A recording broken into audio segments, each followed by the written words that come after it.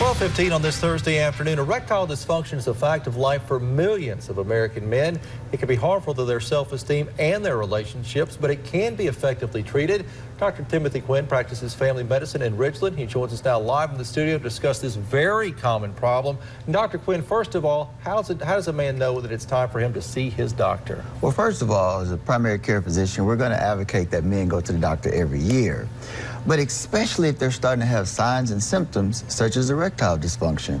I mean, the deal is, it's a topic that a lot of men feel very uncomfortable discussing with their medical providers, but it's very important that they discuss it, because what it does is it gives the medical provider more information so they can do a more thorough evaluation of the man.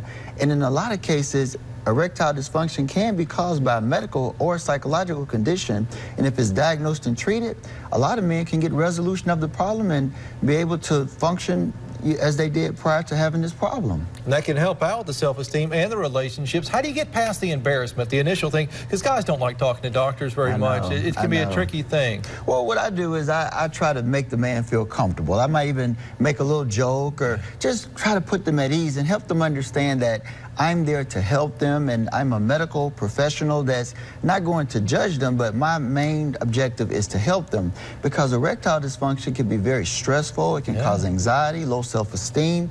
It can cause problems in the marriage. So not only is it the problem for the man, but now it becomes the problem for the woman in the marriage as well, and also for the entire family, because if the father is stressed out, then everybody's going to feel the stress of the household.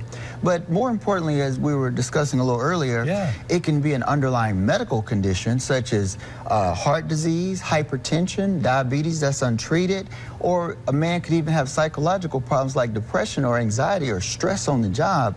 So it's something that really needs to be discussed, and in many cases, like a patient I had, I did a very thorough evaluation to include blood work for testosterone.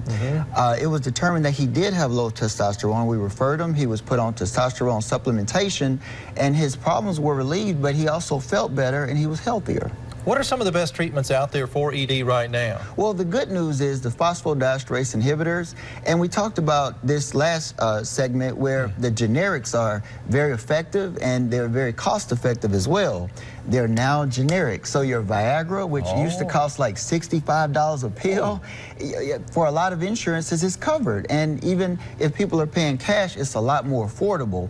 So now men can go and discuss this erectile dysfunction with their medical providers, get a thorough evaluation first, and if it's determined that they are a candidate for the oral medications, they can get the prescription and they can afford it. That is it. That could be life-changing for so many families. Thank you, Dr. Timothy Quinn, for taking a little time with us to talk about a problem that does face millions of Americans.